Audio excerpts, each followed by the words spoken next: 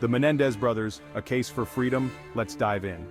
In 1989, Lyle and Eric Menendez shot and killed their parents in their Beverly Hills mansion. A jury found them guilty, and they've been behind bars ever since. Over the next few minutes, we'll explore 7 arguments for why some believe the Menendez brothers should be set free.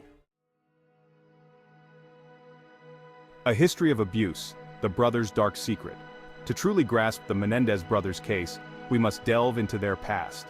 From a young age, Lyle and Eric claimed they endured horrific abuse at the hands of their parents, Jose and Kitty Menendez. We're talking systematic physical, emotional, and sexual abuse. Imagine living in constant fear, dreading the moment your abuser walks through the door. This, the brothers allege, was their reality. Their testimony paints a harrowing picture: beatings, manipulation, and unspeakable acts of sexual violence. For years they suffered in silence, their cries for help going unheard. The brothers' defense team argued that the murders were a desperate act of self-defense after years of unimaginable suffering. They believed they were in imminent danger, that killing their parents was the only way to break free from the cycle of abuse. A flawed defense when the justice system fails. The Menendez brothers' first trial ended in a mistrial, but the second trial raises serious questions about the fairness of the justice system. Evidence of their alleged abuse was largely deemed inadmissible. Their lawyers argue that crucial evidence was unfairly suppressed, preventing the jury from fully understanding the context of their actions. Without this evidence, the prosecution painted them as cold-blooded killers, motivated by greed. This isn't about condoning murder, it's about ensuring a fair trial. The question is whether they received a fair trial, and there's a strong argument that they did not.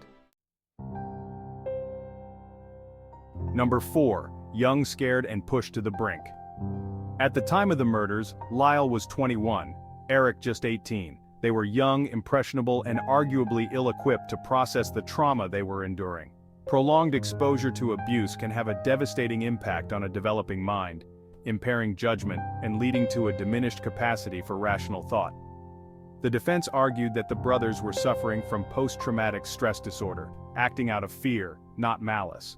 Now, some might think they were old enough to know better, but the law recognizes that age and mental state are crucial factors in determining culpability. The brothers' actions were a direct result of the abuse they suffered. Redemption or a facade? It's been over 2 decades since the Menendez brothers were incarcerated. In that time, both Lyle and Eric have been model prisoners.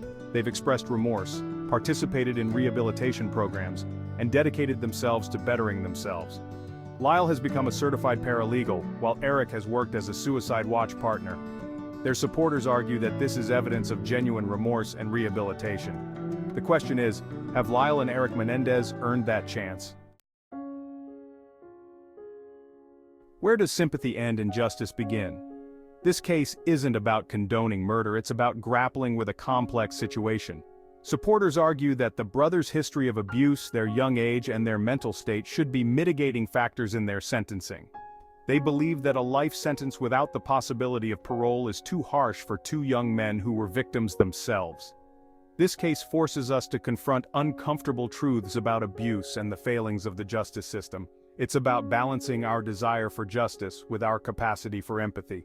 It's a question that continues to be debated to this day.